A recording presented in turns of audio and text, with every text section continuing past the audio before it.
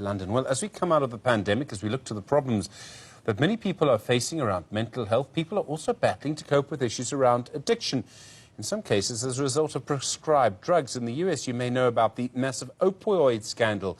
A very large number of people got addicted to drugs that were prescribed to them. Dr. Shaquir Salduker is a member of the South African Society of Psychiatrists. Dr. Salduker, good afternoon to you. We've seen what happened in the US. How big is that problem here, this addiction to prescription drugs, and particularly opioids?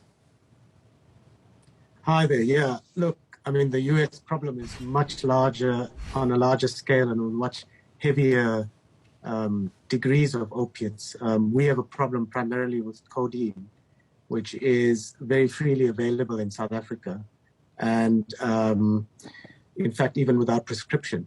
So because the opiate crisis in America is claiming so many hundreds of thousands of lives a year, it's getting a lot of press and coverage.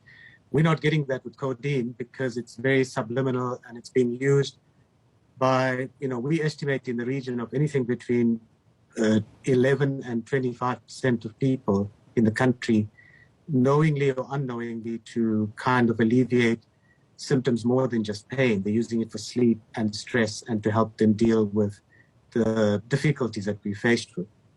Hold on. Are you saying 1/4 of people in the country have a problem with codeine, or did I misunderstand you? So the problem is we can't get accurate statistics. That's a guesstimate because of what we see in practice. If we take the kind of patients that we see in practice and reflect that onto the population, it can, I think, my personal opinion is that it can go up to in the region of 20 to 25% of people that take it more than they should be. So it's a very difficult thing to manage, because remember, it's being prescribed by doctors, it's being dispensed by pharmacists. So there's no way of us being able to see how much of it is use and how much of it is abuse and dependence. It's a very high number. How do you know if you're addicted? I mean, what are the signs? If you're taking, if you're taking pills on a regular basis, you should ask yourself, why are you doing it? Well, that's the point. I mean, painkillers are meant to be taken for not longer than a few days at any given time for a particular reason. If you're taking it on a daily basis for more than a few weeks, which become months and then years, obviously it's overuse, it's abuse, and eventually it becomes an addiction. The addiction part of it is characterized by developing what is called tolerance, where you need more and more of the tablet to get the same effect, and withdrawals, where if you try to stop, you develop quite bad withdrawal symptoms. So if you have tolerance and withdrawals, then you've reached the point of addiction. I think the majority of people are abusing and overusing. And unfortunately, sad to say that in the medical profession, the understanding of the dangers of prescribing these drugs is not fully conceptually grasped. So doctors feel obliged to help patients with pain, and they continually give them, sometimes stronger and stronger levels of opioids. How difficult is it to break the addiction? Look, you must remember, codeine, when you swallow it, becomes morphine, and the chemical name for heroin is diacetyl morphine. So it's almost like taking heroin. If you take enough codeine, you can you can have the same effect as a small amount of heroin. So how difficult is it to stop? It's almost as difficult as getting people off heroin, because the worst withdrawals you have is with the opiates. Heroin falls into the group of drugs called opiates, as does morphine, pethidine, all the trauma drugs, the codeine-containing drugs, and there's many, many, many more. There are 30 to 40 different opiates on the market.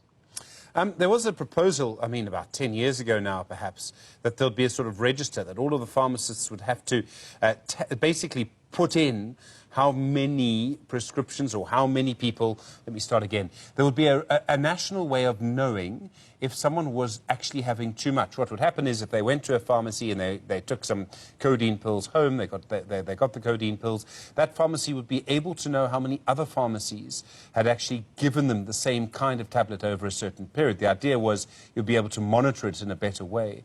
I don't think it was ever implemented. Do we need something like that? Well, I think it was implemented, and there was a time, the Pharmacy Council decided to take a stand against this abuse. Unfortunately, it's very easy to just send another person into the pharmacy and get a box of painkillers with codeine or a bottle of cough mixture. So I think it's still in play. I don't think it's been particularly effective because the problem is so widespread. There are people that sell codeine-containing medications out of pharmacies and doctors' offices. They sell them on the street corners as a drug, as they do with benzodiazepines, which are the anxiolytics, which is another group of drugs that's been, widely abused. It's becoming scarier now because there's this rise of a new drug amongst especially young kids called lean, which is a combination of cough mixtures and a cold drink like cream soda or whatever. And it's the codeine in the cough mixture that's actually mixed with the carbonated drink that gives them the high. So it's spreading from being prescription to street corner to now party drug. Dr. Shaquir Salduker, thank you.